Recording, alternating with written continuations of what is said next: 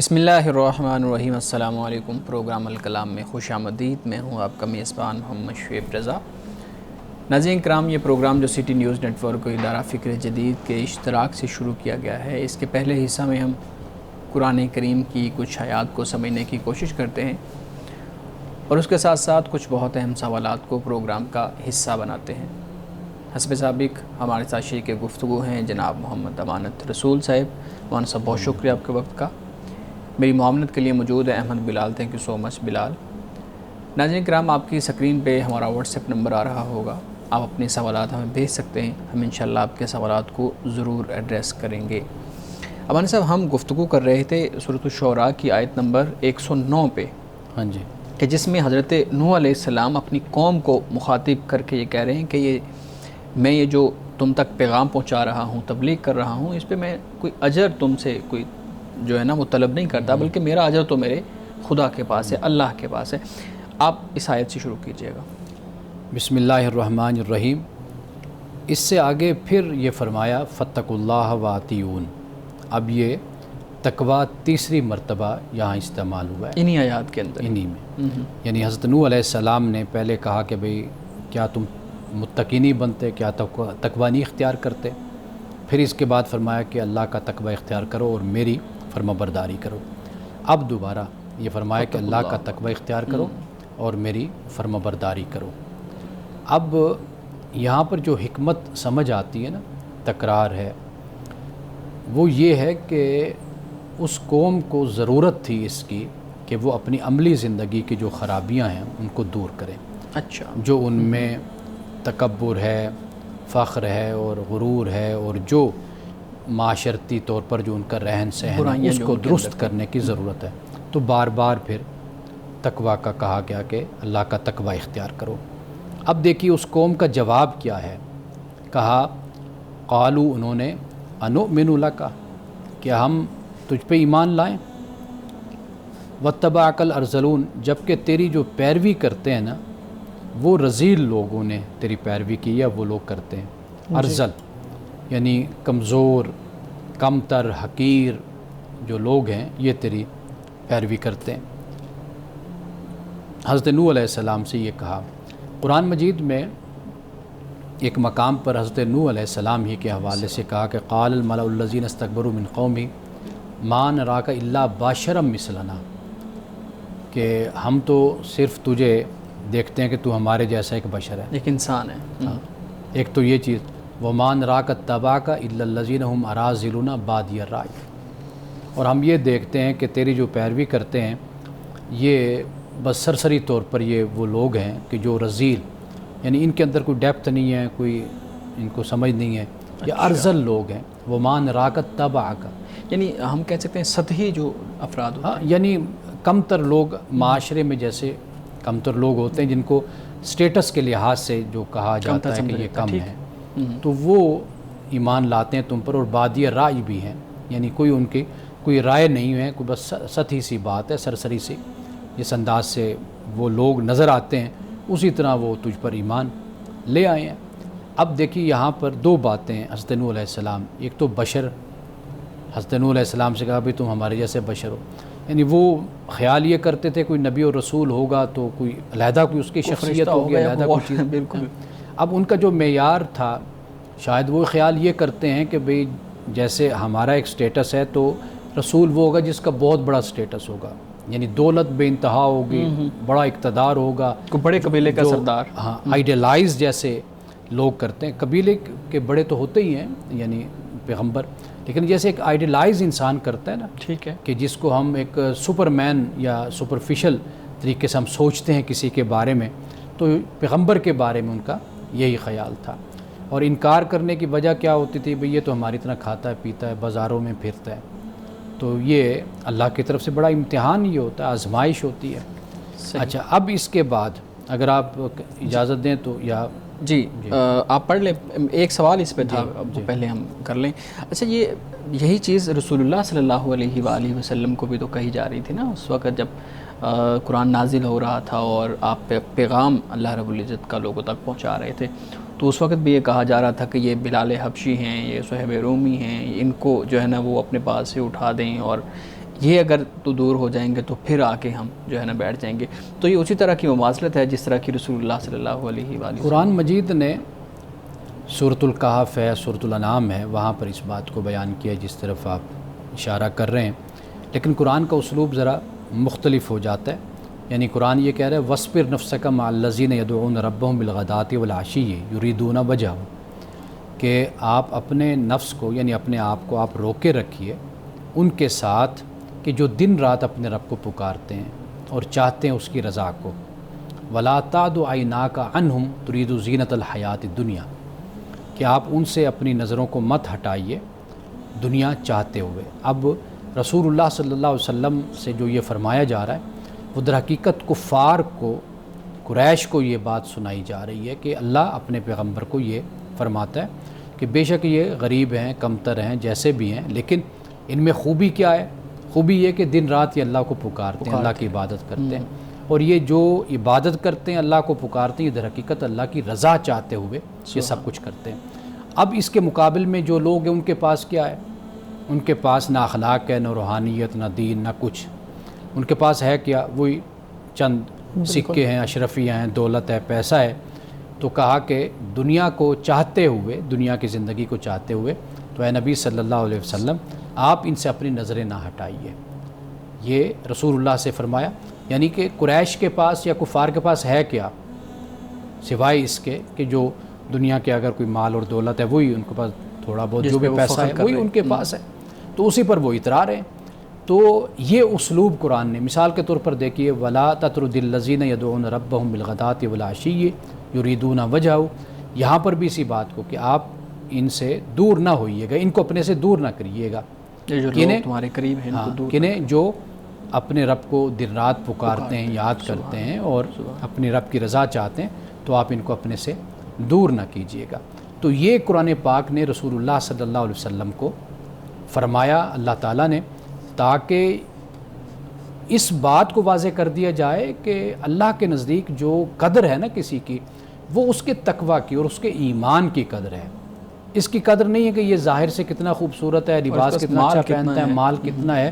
تو یہ بتا دیا کہ بھائی مال بذات خود بری چیز نہیں ہے، لیکن برے ہاتھوں میں آ جائے تو پھر اس کا استعمال برا ہو جاتا ہے. صحیح. تو یہ وہ بات ہے جسے قرآن بیان کرتا ہے. صحیح. اسی طرح کی ایک چیز پڑھنے میں ہمارے ہاں آتی ہے کہ جیسے یہ نوح علیہ السلام کو ان کی قوم کے لوگ کہہ رہے ہیں کہ جو غریب اور جو ارذل لوگ ہیں وہ تو تمہارے پاس بیٹھتے ہیں، تم بڑے سردار کیوں نہیں بیٹھتے. اسی طرح سے میں پڑھ رہا تھا کہ ہرقل کے دربار کے اندر جب ابو سفیان نے یہ بات کی تھی اور ان سے پوچھا گیا تھا کہ بتائیں اس شخص کے بارے میں جو نبوت کا دعویٰ کر رہا ہے، تو انہوں نے بھی غالباً اسی طرح کی بات کی تھی نا کہ ہمارے کمزور لوگوں نے جو ہے نا وہ اس کا پیغام قبول کیا ہے. ہاں جی بالکل یہ بات ہے ہرقل کے دربار میں یہی ابو سفیان نے اس وقت کہا. لیکن اب آپ یہ دیکھیے کہ ممکن ہے کہ ابو سفیان یہاں پر یہ فرماتے ہیں نا فتح مکہ کے موقع پر ایمان لائے تھے. جی جی. تو آپ کہتے ہیں نا کہ بھئی اگر میں جھوٹ بول سکتا ہوتا تو میں جھوٹ بول دیتا، لیکن کیا کروں، وہ اس نے پکڑ لینا تھا جھوٹ کو، بالکل اس کو پتہ چل جاتا. تو اب صاحب ایمان نہیں ہے نا اس وقت، تو وہ کیا کہہ رہے ہیں کہ بھئی ایمان لانے والا کون ہے؟ ہرقل نے پوچھا. اب ان کا خیال تھا کہ شاید میں کہوں گا غریب لوگ ہیں تو ہرقل جو ہے وہ بدک جائے گا یا کہے گا ہاں یار یہ تو پیغمبر نہیں ہو سکتا کہ غریب لوگ ایمان لا رہے ہیں، سردار تو ایمان نہیں لائے. تو یہ پھر ہرقل نے کہا بھئی وہ پیغمبر پر شروع میں لاتے ہی غریب لوگ ہیں ایمان.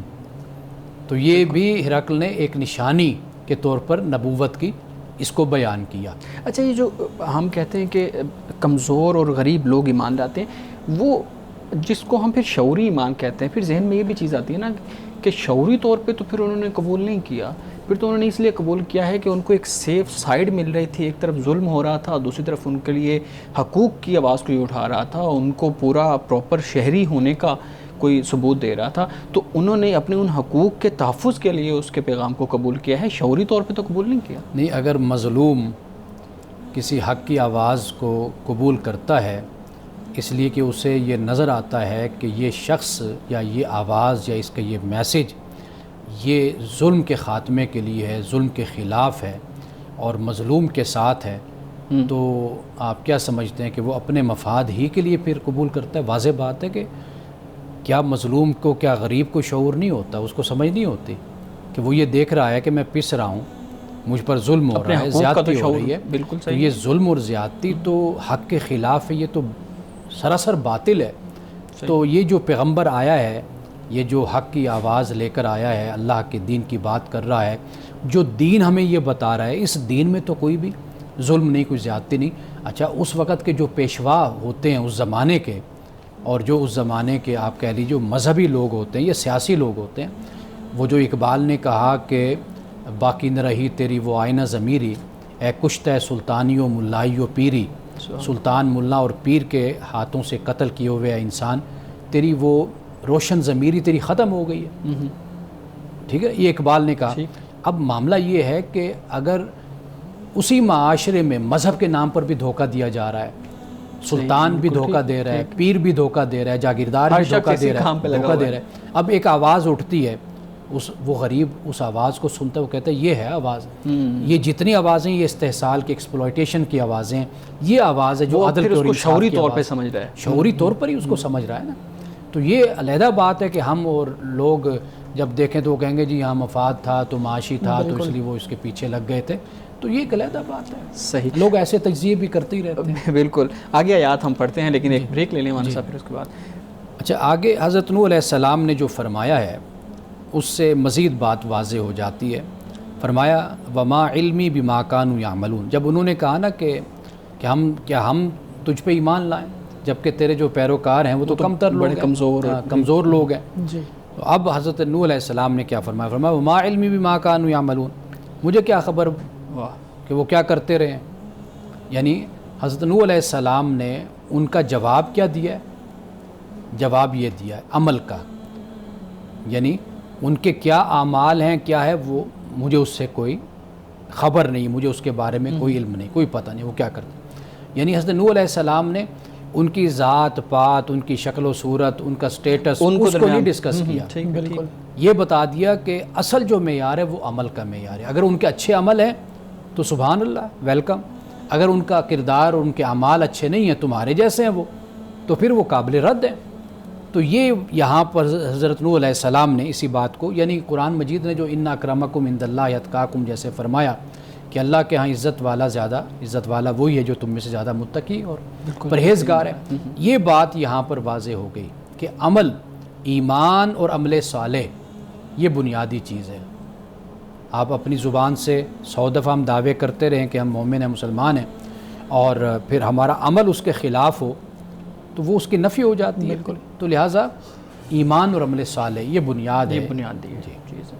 اور اس پہ ہم نے دیکھا ہے کہ قرآن کریم بار بار اسی بات کا ذکر کر رہا ہے اور اسی بات پہ فوکس کر رہا ہے. دیکھیے قرآن مجید میں ایک جگہ بھی ایسی نہیں ہے جہاں پہ اللہ تعالیٰ نے ایمان، عمل صالح کو علیحدہ بیان کیا، دونوں کو اکٹھا بیان کیا. یعنی کہیں پر عمل صالح کا ذکر ہمیں ملتا ہے لیکن پھر آگے جا کر پھر وہ مومن کے الفاظ مل جاتے ہیں اس حال میں کہ وہ مومن. یعنی کہ ایمان اور عمل صالح کو اللہ تعالیٰ نے ہر جگہ پر کٹھے بیان کیا. یہ ہم آج کے مسلمان ہیں ان کو علیحدہ کر دیتے ہیں. بالکل صحیح، اپنے مفاد کے لیے، اور یہ سمجھتے ہیں کہ بھئی ہم مسلمان ہیں تو لہٰذا ہمیں دنیا پر برتری حاصل ہے، چاہے عمل ہمارا جیسا بھی ہو. حالانکہ عمل نہ ہونے کی وجہ سے دنیا میں ہم مار کھا رہے ہیں، پستی کا شکار ہیں. اس کی وجہ سے تو ہمیں دنیا میں ذلت اور رسوائی کا سامنا ہے. صرف ایک ایمان ہے جس کی بنیاد پہ ہم جو ہے نا ہر بات کرتے ہیں. جی بلال، اگر دنیا میں برتری نہ بھی ہو تو ہم یہ بھی سوچتے ہیں نا کہ آخرت میں ایٹ لیسٹ ہماری جو جنت کی ٹکٹ ہے وہ پکی ہے. تو وہ جنت کی جو ٹکٹ ہے اس کی رغبت بھی ہمیں یہ والا جو کنسیپٹ آپ بتا رہے ہیں کہ بس ایمان کافی ہے، پھر عمل صالح نہ بھی ہوئے تو شفاعت ہو ہی جائے گی، ایک نہ ایک دن جنت میں چلے ہی جانا ہے. جو ایمان والا ہو نا، خدا اس کو کبھی تنہا نہیں چھوڑتا. بے شک اس کا عمل بھی اچھا ہو، خدا کے ساتھ جڑا ہوا ہو، خدا ہمیشہ اس کے ساتھ ہوتا ہے. یہ کیسے ہو سکتا ہے کہ ذلت و رسوائی ایسی قوم کے حصے میں آئے جو خدا پر ایمان بھی رکھے اور خدا کی مانے اور خدا کے دیے ہوئے احکام پر عمل بھی کرے؟ تو اس کی قسمت میں کبھی بھی ذلت و رسوائی اصل نہیں ایمان ہوتی. تو اس وقت ہی مکمل ہوگا جب عمل صالح ہوں گے. قرآن مجید خود اس بات کو بیان کرتا ہے وَمَنْ كَانَ فِي هَٰذِهِ أَعْمَىٰ فَهُوَ فِي الْآخِرَةِ أَعْمَىٰ. جو اس دنیا میں اندھا ہے وہ آخرت میں بھی اندھا ہے. اس معیار کو پیش نظر رکھیے کہ دنیا میں اگر آپ بصیرت کے ساتھ زندگی گزارتے ہیں، سوچ اور فکر کے ساتھ زندگی گزارتے ہیں، علم کے ساتھ زندگی گزارتے ہیں اور صحیح عقیدے کے ساتھ زندگی گزارتے ہیں، اللہ تعالیٰ آپ کو دنیا میں عزت دیتا ہے. یہ نہیں ہو سکتا ایک خاص وقت ہوتا ہے جب انسان جیسے رسول اللہ صلی اللہ علیہ وسلم کی سیرت کو ہم پڑھتے ہیں, مکی زندگی کو ہم دیکھتے ہیں, آپ دیکھیے کہ مکی زندگی ایک محدود وقت ہی تھا نا, کتنے سال بنتے ہیں, 13 سال بنتے ہیں, اور 13 سال سے بھی کچھ وقت آپ نکالیں گے جو زیادہ اذیت اور تکلیف. پھر مدینے کا زمانہ دیکھیں جو خدا پر وانتم الاعلون ان کنتم مومنین, قرآن کہتا ہے تم ہی غالب آؤ گے اگر تم ایمان والے ہو. تو یہ جو اپنی طرف سے خوش فہمیاں پال کر اور یہ تصور کر لینا ہم مومن ہیں, مسلمان ہیں, دنیا میں جہاں ہمیں عزت نہیں مل رہی تو آخرت میں کہاں سے ملے گی.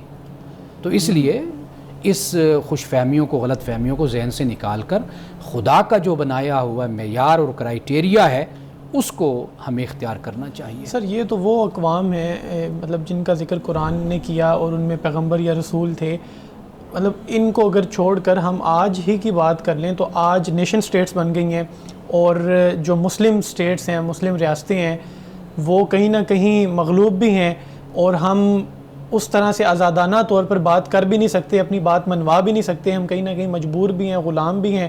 تو یہ تو اجتماعی طور پر ایسا ہی لگ رہا ہے کہ شاید ہم جنت میں تو پھر نہیں جا سکتے.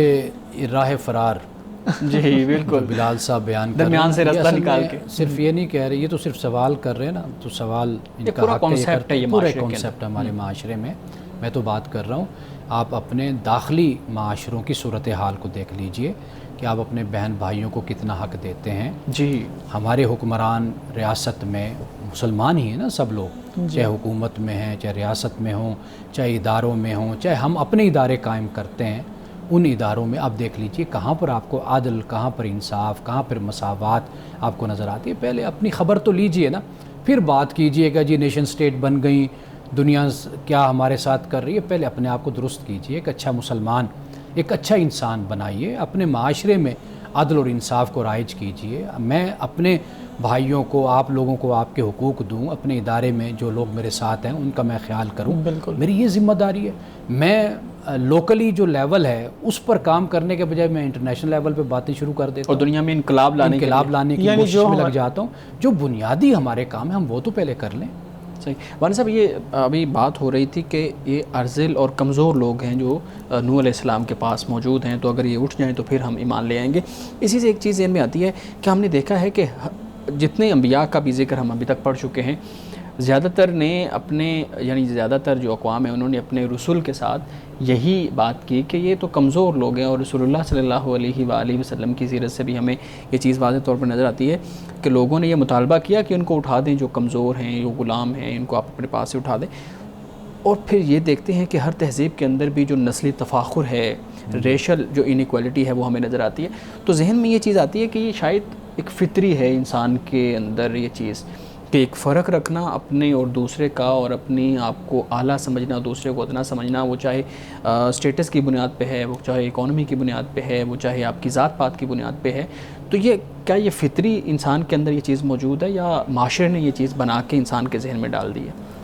قرآن مجید نے اس کو بہت ہی خوبصورت طریقے سے بیان کیا ہے. وَجَعَلْنَاكُمْ شُعُوبًا وَقَبَائِلَ لِتَعَارَفُوا, کہ یہ خاندان, یہ قبائل جو ہیں یہ صرف ہم نے اس لیے بنائے تاکہ تم ایک دوسرے کو پہچانو.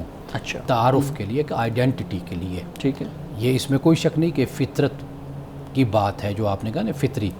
لیکن یہ حد سے بڑھ کر آگے جب تفاخر بن جاتا ہے پھر یہ ظلم بن جاتا ہے. یہاں اسلام اعتراض کرتا ہے, یہاں پر اسلام آپ کو رہنمائی دیتا ہے کہ یہ کام آپ نے نہیں کرنا. تعارف ہے, واضح بات ہے کہ میرا ایک خاندان ہے, میرا ایک باپ ہے, میرا دادا ہے, پردادا ہے, اور ایک پورا قبیلہ ہے میرا, تو میں اس سے پہچان رکھتا ہوں. آج بھی اسی طرح ہی لوگوں کو پہچانا جاتا ہے. تو یہ اس لیے نہیں ہے کہ اس کی بنیاد پر آپ کسی کو کمتر بنا دیں, کسی کو برتر بنا دیں. اللہ نے یہ فرمانے کے بعد فوراً یہ فرمایا ان اکرمکم عند اللہ اتقاکم. کہیں یعنی انسان اپنے ذہن میں یہ بات نہ لے کر بیٹھ جائے کہ بھئی یہ جو قبائل ہیں, یہ جو خاندان ہیں, یہ کوئی فخر کا, تفاخر کا ذریعہ ہے. فرمایا نہیں, تم میں سے زیادہ عزت والا وہی جو تم میں سے زیادہ متقی اور پرہیزگار ہے. وہی پرہیزگار ہے جو متقی ہے اصل میں خدا کے ہاں وہی. مولانا صاحب جو گفتگو ہم کر رہے تھے اس سے متعلق ایک تنقیدی سوال آپ کے سامنے رکھتا ہوں, پھر بلال صاحب کے پاس کچھ سوالات ہیں وہ ہم لیتے ہیں. آپ نے کہا کہ اسلام بتاتا ہے کہ یہ آپ کے تعارف کے لیے ہے، یہ جو تقسیم بنائی گئی ہے قبائل کی اور چیزوں کی. پھر ایک تنقید ہمارے ہاں ہوتی ہے کہ نسلی تفاخر تو کہیں نہ کہیں ہمیں مذہبی لوگوں کے اندر بھی نظر آتا ہے، اور پھر اس کے دلائل بھی مذہبی ہوتے ہیں. مثال کے طور پہ ہمارے ہاں فقہ کے اندر ایک کفو کا ایک کانسیپٹ ہے، تو وہ اسٹیٹس یعنی جو جس اسٹیٹس کا ہے وہ ہمارے ہاں کہا جاتا ہے کہ اسی اسٹیٹس کے اندر ہی اپنا تعلق اور نکاح کا جو معاملہ ہے وہ کرے. اسی طریقے سے سید اور غیر سید کی بحث ہے، بہت بڑی یہ بحث ہے ہمارے ہاں، اس پہ تو بہت زیادہ کتب بھی جو ہے نا وہ لکھے جا چکے ہیں. پھر اسی طریقے سے ہمارے ہاں مذہبی اور سیاسی جو پارٹیوں کے قائدین ہوتے ہیں وہ اپنے ہی بچوں کو، اپنے ہی رشتہ داروں کو، اپنے ہی بھائیوں کو سربراہی یا لیڈرشپ کے جو رول ہوتا ہے اس کے اوپر لے کے آتے ہیں.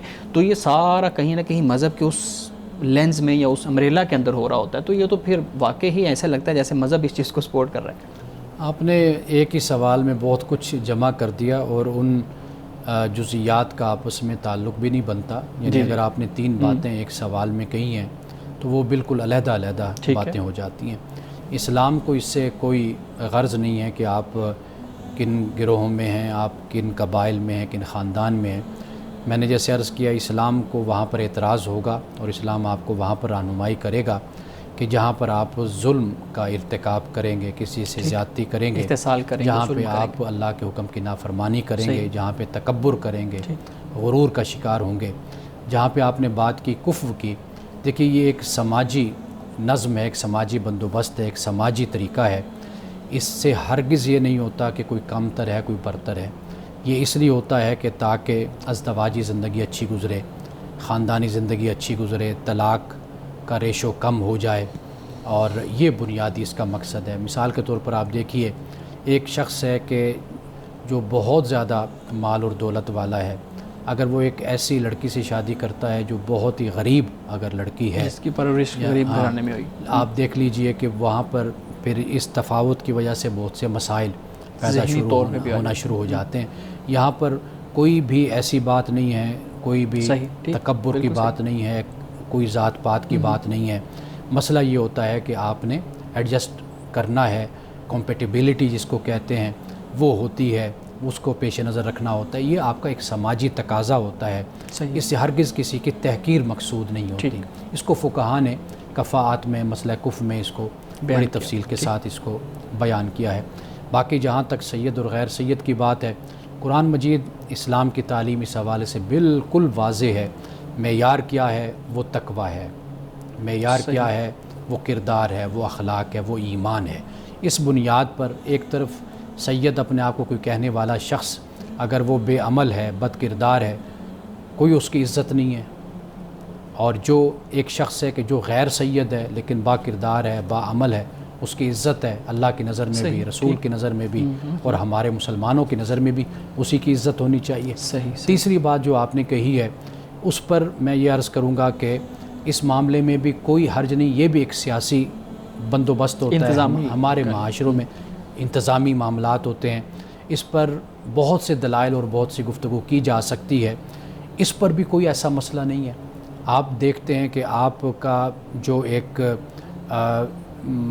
وجود ہے وہ مستحکم اور مضبوط مجتمع ہوتا ہے، مستحکم رہتا ہے. آپ اس سیاسی وجود کو یا قومی وجود کو قائم رکھنے کے لیے اور ملک کے اندر اگر آپ ایسا نظم بناتے ہیں، آپ یورپ کی مثالیں دیں گے، وہاں تک پہنچنے کے لیے بڑا وقت درکار ہے ابھی ہمیں، لیکن کم از کم ہم نے اپنا نظم اور اپنا نظام تو چلانا ہے. تو اس کے لیے جو ایک بہترین صورت اختیار کی جا سکتی ہے وہ اختیار کی جاتی ہے. صحیح، ٹھیک ٹھیک. جی بلال صاحب، یہ بتائیے گا کہ اگر کوئی شخص ہے اس کی وفات ہو جاتی ہے تو اس کی وفات کے بعد اس کے جو سوشل میڈیا اکاؤنٹس ہیں ان میں اب اس طرح کا مواد موجود ہے جو کسی کے لیے مناسب ہو سکتا ہے، کسی کے لیے نہیں ہو سکتا. تو پھر لوگ کہتے ہیں کہ اس کے اکاؤنٹ کو بلاک کر دینا چاہیے، ڈیلیٹ کر دینا چاہیے. آپ اس بارے میں بتائیں کہ ایک شخص پیچھے اپنی بہت ساری یادیں چھوڑ جاتا ہے، وہ اچھی یا بری ہو سکتی ہیں، تو اس کو کیا کرنا چاہیے؟ دیکھیے، مر جانے والے شخص کے بارے میں ہمیں حکم یہی ہے کہ ہم اگر اس کی تعریف نہیں کر سکتے تو کم از کم ہم اس کی برائی بھی نہ کریں. جی. اب وہ اللہ کے پاس چلا گیا، اگر کوئی ہمارا اس کے ساتھ ذاتی معاملہ ہے یا کسی کا بھی معاملہ ہے تو وہ اللہ کی بارگاہ میں جواب دہ ہوگا. ہم بھی اسی کے پاس ہم نے جانا ہے. انا للہ و انا الیہ راجعون. تو وہاں پر جا کر سارے معاملات واضح ہو جائیں گے۔ باقی ایسا شخص کہ اگر اس نے کوئی گناہ کا کام ایسا کیا تو بہتر طریقہ یہی ہے کہ اب آپ اگر اس کو دیکھتے ہیں، اس کو آگے فارورڈ کرتے ہیں، وہ زیادہ گناہ کا باعث اس کے لیے بھی بنے گا اور آپ کے لیے بھی گناہ کا ہی باعث بنے گا، تو بہتر طریقہ یہی ہے کہ اس کو بلاک کیا جائے۔ ختم کیا اگر کوئی اچھی بات ہے، وہ صدقہ ہوتی ہے، صدقہ جاریہ جس کو ہم کہتے ہیں، اگر وہ اس نے جاری کیا ہے، کوئی کام ایسا اچھا کیا ہے، اچھی پوسٹ ہے، اچھی چیز ہے، اچھے افکار اور نظریات کا انسان تھا، اچھے کردار اور اخلاق کا انسان تھا، دعوت دیتا تھا، اصلاح کا کام کرتا تھا، وہ کام اگر آپ آگے سے آگے پہنچاتے رہتے ہیں، اس نقش قدم پر چلتے رہتے ہیں یا اس کو اپنی دعاؤں میں یاد رکھتے ہیں، تو اللہ تعالیٰ اس کے لیے اس کو اجر اور ثواب کا باعث بنائے گا اس کو۔ اس میں ایک کانفلکٹ ہے جس میں چاہوں گا کہ آپ وضاحت کر دیں اس کے بارے میں۔ ایک خاتون ہے، وہ اچھائی کی طرف دعوت دیتی ہے، نیکی کا کام کرتی ہے، لوگوں کو دکھاتی ہے، لیکن وہ بے پردہ بھی ہے۔ اس کے لیے ہو سکتا ہے کہ وہ جس حالت میں ہے وہ ٹھیک ہے، لیکن کچھ لوگوں کے لیے وہ بے پردہ ہے تو وہ گناہ کا کام کر رہی ہے، بے شک اچھائی کی طرف دعوت دے رہی ہے۔ اس صورتحال میں کیا کرنا چاہیے؟ یہ جو ہے نا، لوگ یہ کہتے ہیں، میرا خیال ہے اس سے ہمیں باہر نکل آنا چاہیے۔ ہمیں یہ دیکھنا چاہیے کہ قرآن کیا کہتا ہے، رسول اللہ صلی اللہ علیہ وسلم کی سنت کیا کہتے ہیں، وہ ہمارے لیے بنیادی طور پر معیار ہے۔ انسان تو بیچارہ بہت سی مشکلات میں گھرا ہوا ہوتا ہے، بہت سی خواہشات میں، تعصبات میں، وابستگیوں میں، وہ تو اس طریقے سے جڑا ہوتا ہے کہ کئی دفعہ جو سچ اور حق بات ہے وہ بھی دب جاتی ہے۔ بالکل۔ پردہ صرف اتنا ہے کہ چہرہ، ہاتھ اور پاؤں یہ پردے میں شامل نہیں ہے۔ ہمارے فقہائے کرام نے بھی اس کو بیان کیا، اور اسی لیے خواتین درس بھی دیتی ہیں، تقریر بھی کرتی ہیں، پبلک میں بھی آتی ہیں، اپنی مجالس بھی منتظم ہوتی ہیں، سب کچھ کرتی ہیں۔ تو آپ خواتین کو کیوں اس طریقے سے باہر نکال دیتے ہیں، ان کو خارج کر دیتے ہیں؟ وہ بھی ہمارے معاشرے کا ایک بڑا بنیادی عنصر ہے اور وہ جز ہے، وہ اپنا کردار ادا کرے اور ضرور ادا کرنا چاہیے اس کو۔ صحیح۔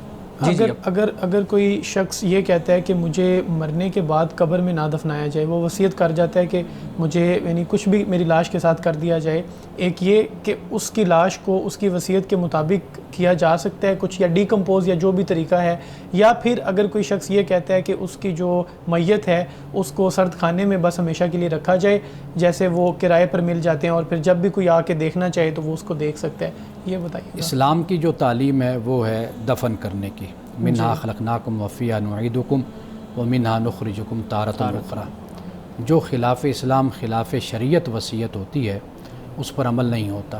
یعنی مثال کے طور پر اگر کوئی وصیت میں یہ کر دے کہ بھئی جو اللہ تعالیٰ نے حصے تقسیم کیے ہیں وراثت کے، ٹھیک ہے، وہ اپنی مرضی سے کہے کہ جی اس کو بعد میں تقسیم کیا جائے، تو بعد میں نہیں، اسی اللہ کے حکم کو ہی پیش نظر رکھا جائے گا۔ تو اسلام کی تعلیم دفنانے کی ہے، تدفین کرنے کی ہے، اسی پر ہی عمل ہوگا، ہر صورت میں دفن ہی کیا جائے گا۔ یہ بتائیں کہ قبر میں جو سوالات کے بارے میں بتایا جاتا ہے تو قبر میں کون کون سے سوالات ہوں گے؟ اکثر سننے کو ملتا ہے کہ 3 سوالات ہوں گے، لیکن 11 کے بارے میں بھی ملتا ہے، تو یہ بتائیے گا۔ دیکھیے قرآن مجید تو اس سے بالکل خالی ہے۔ جی، قرآن مجید میں تو ان سوالات کا کوئی ذکر نہیں، کوئی بھی ذکر ہمیں نہیں ملتا، لیکن ہمیں احادیث رسول صلی اللہ علیہ وسلم میں ان کا ذکر ہمیں ملتا ہے۔ آپ یوں سمجھ لیجئے کہ جب انسان اس دنیا سے گیا تو ایک حدیث کے مطابق یہ ہے کہ اس کی قیامت اسی وقت قائم ہو گئی۔ اب یہ سارے قیامت کے مراحل ہیں جہاں سے انسان گزر رہا ہے، اب اس کے ساتھ کیا بیت رہی ہے؟ بنیادی سوال تو یہی ہوتے ہیں، رب کے بارے میں ہوتا ہے، یعنی آپ دنیا میں اسلام قبول کرتے ہیں یا نہیں قبول کرتے، دین مانتے ہیں یا نہیں مانتے۔ سوال تو پھر 3 ہی ہوتے ہیں نا، جی، کہ تمہارا رب کون ہے اور دین تمہارا کیا ہے، یا پھر یہ ہوتا ہے کہ بھئی نبی کے بارے میں سوال۔ یہ 3 ہی سوال سب سے بڑے اہم سوال ہوتے ہیں۔ یہ وہی سوال ہے جو انسان کا پیچھا کریں گے اور یہ چلتے رہیں گے انسان کے ساتھ۔ ناظرین کے سوالات آ رہے ہیں تو ایک سوال میں بھی رکھ دیتا ہوں، پوچھتے ہیں جی کیا نہانے سے وضو ہو جاتا ہے یا نہانے کے بعد دوبارہ سے وضو کرنا ضروری ہے؟ دوسرا سوال اسی کے ساتھ ہی میں لنک کر دوں تاکہ آپ دونوں کا جواب دے دیں۔ پوچھتے ہیں دعا کیسے مانگنی چاہیے؟ پہلے سوال کا جواب یہ ہے کہ غسل سے وضو ہو جاتا ہے، یعنی جو فرائض ہیں وہ قرآن مجید میں جیسے بیان کر دیا کہ فاغسلوا وجوہکم وایدیکم الی المرافق وامسحوا برؤوسکم وارجلکم الی الکعبین، یہ 4 فرض ہو جاتے ہیں، تو سنت ادا نہیں ہوتی۔ یعنی مثال کے طور پر جیسے کلی کرنا ہے، ناک میں پانی ڈالنا ہے، اس کو فقہا نے کہا یہ سنت موقدہ ہے، یہ ادا نہیں ہوتی۔ رسول اللہ صلی اللہ علیہ وسلم کا جو طریقہ غسل ہے وہ یاد کر لینا چاہیے ہمیں. بالکل یہی ہے. پہلے بھی ہم نے کسی پروگرام میں بیان کیا تھا کچھ دن پہلے ہم نے کہ آپ ہاتھ دھوتے تھے اور پھر بائیں ہاتھ سے آپ شرمگاہ کو دھوتے, استنجا کرتے, آپ یوں کہہ لیجئے. پھر اس کے بعد رسول اللہ صلی اللہ علیہ وسلم وضو فرمایا کرتے تھے. صحیح. تو وضو فرمانے کے بعد پھر آپ اپنے باقی جسم کو دھویا کرتے تھے. تو یہ بہترین طریقہ ہے, اسی کو ہم اختیار کر لیں, شک اور شبے سے ہم نکل آئیں گے. دوسرا جو آپ کا سوال ہے دعا کا, کیسے مانگنی چاہیے؟ دعا عاجزی سے مانگنی چاہیے, یعنی اللہ کا بندہ بن کر اور اپنے اندر عاجزی, تذلل, خشیت, خشوع, خضوع اور بندگی کے احساس کے ساتھ اللہ تعالیٰ سے دعا مانگنی چاہیے. شکریہ. جی سر یہ بتائیے گا کہ قبر میں جو نیک لوگ ہوں گے ان کے جسم کو واقعی میں کچھ نہیں ہوگا؟ جس طرح ہماری عام جو ہم دیکھتے ہیں باڈی ڈیکمپوز ہو جاتی ہے, تو ان کو نہیں کچھ بھی ہوگا؟ ہمارے پاس اس پر کوئی نص قطعی نہیں ہے جی, نہ قرآن میں اس کا بیان ہے, لیکن ایک کیوریوسٹی ہوتی ہے پوچھنے. احادیث رسول صلی اللہ علیہ وسلم میں اس کا ذکر ہمیں ملتا ہے کہ انبیاء علیہ السلام کے حوالے سے آپ نے فرمایا کہ ان پر یہ حرام کر دیا گیا مٹی پر کہ ان کے وجود کو کھائے. یہ تو ہمیں حدیث میں ملتا ہے. باقی کچھ تجربات لوگوں کے ہوتے ہیں, جیسے صحابہ کرام رضوان اللہ تعالی علیہ مجمعین کے جسد جو ہیں اجساد وہ نکلے جب وہاں پر نہر کھودی گئی تو وہ صحیح سالم تھے. ایسے بہت سے واقعات ہمیں سننے کو ملتے ہیں. ہمارے ہاں آج کل بھی واقعات اس طرح ان کے بھی ہم عینی گواہ تو نہیں ہیں, لیکن کتابوں میں وہ واقعات موجود ہیں. باقی ان کا معاملہ ہے, اللہ کا معاملہ ہے, اللہ بہتر سمجھتے ہیں. ہم اس بارے میں قطعی طور پہ کچھ نہیں کہہ سکتے. میں نے وہی عرض کیا نا کہ قرآن مجید اس پہ خاموش ہے. رسول اللہ صلی اللہ علیہ وسلم کی چند احادیث سے اس کی طرف اشارہ ہوتا ہے, ہمیں معلوم ہوتا ہے. تو سر ایک یہ جو ڈرایا جاتا ہے, کتابوں میں لکھا ہوا ہے, یعنی فرشتے آتے ہیں اور فرشتوں کی ہیئت بتائی جاتی ہے, پھر یہ ساری چیزیں اگر قرآن میں نہیں ہیں اور احادیث میں بھی اس طرح سے ذکر نہیں ہے, تو پھر جن لوگوں نے بڑی بڑی کتابیں لکھ دی ہیں وہ کیا انہوں نے اپنی طرف سے لکھ دی ہیں یا ان کو کوئی خاص اللہ تعالیٰ کی طرف سے ان کو بتایا گیا یا کس طرح؟ یعنی یہ تو ایک بڑی حیران کن پھر بات ہے. آپ مجھے یہ بتائیے, لوگوں میں تجسس کن باتوں سے ہوتا ہے؟ انہی باتوں سے. انہی باتوں سے بالکل. اور یہ مجبوری ہے خطیب کی بھی, مقرر کے بھی, اور جو کتابیں لکھنے والے ہوتے ہیں انہوں نے بھی کتابیں بیچنی ہوتی ہیں, یہ ان کی مجبوریاں ہوتی ہیں. وہ پھر ایسی چیزیں جمع کر لیتے ہیں. میں وہ ہمیشہ کہتا ہوں کہ ایک تو حدیث مشہور وہ ہوتی ہے کہ جو علم الحدیث میں ایک معیار ہے, مشہور حدیث. بالکل. ایک مشہور حدیث وہ ہوتی ہے جو لوگوں میں مشہور ہو جاتی ہے, اس کے کوئی سند بھی لوگ نہیں چیک کرتے, نہیں دیکھتے. اکثر ایسی روایات, میں حدیث کا لفظ بھی نہیں استعمال کرتا, روایات, اکثر یہ روایات کی جن کا تعلق قبر کی زندگی سے ہے, برزخ سے, اکثر روایات موضوع ہیں, یا آپ زیادہ سے زیادہ کوئی احتیاط ضعیف آپ کہہ سکتے ہیں, وہ بھی چند ہوں گی, اکثر موضوع حدیثیں ہیں. مولانا صاحب حدیث مبارکہ بیان کیجیے گا. حضرت علی رضی اللہ تعالی عنہ سے روایت ہے, آپ فرماتے ہیں کہ رسول اللہ صلی اللہ علیہ وسلم نے فرمایا کہ مظلوم کی بد دعا سے بچو, اس لیے کہ وہ صرف اللہ سے اپنا حق مانگتا ہے اور اللہ کسی حقدار کا حق نہیں روکتا. یہ رسول اللہ صلی اللہ علیہ وسلم نے فرمایا, مظلوم کی بد دعا سے بچو. کیوں؟ یہ بد دعا جب وہ اللہ کے پاس اپنی دعا کو بھیجتا ہے نا, درخواست کو, تو پھر اللہ تعالیٰ تو ہر صورت میں اس مظلوم کو اس کا حق دلاتا ہے, ظالم کو سزا دیتا ہے. تو لہٰذا اس سے بچنا چاہیے. ناظرین کرام, اس دعا کے ساتھ اپنے پروگرام کا اختتام کریں گے. اللہ رب العزت حسن کلام اور تاثیر کلام عطا فرمائے, ہماری زبان کے گروں کو کھول دے اور سننے والوں تک خیر کا پیغام پہنچے. اجازت دیجیے, خدا حافظ.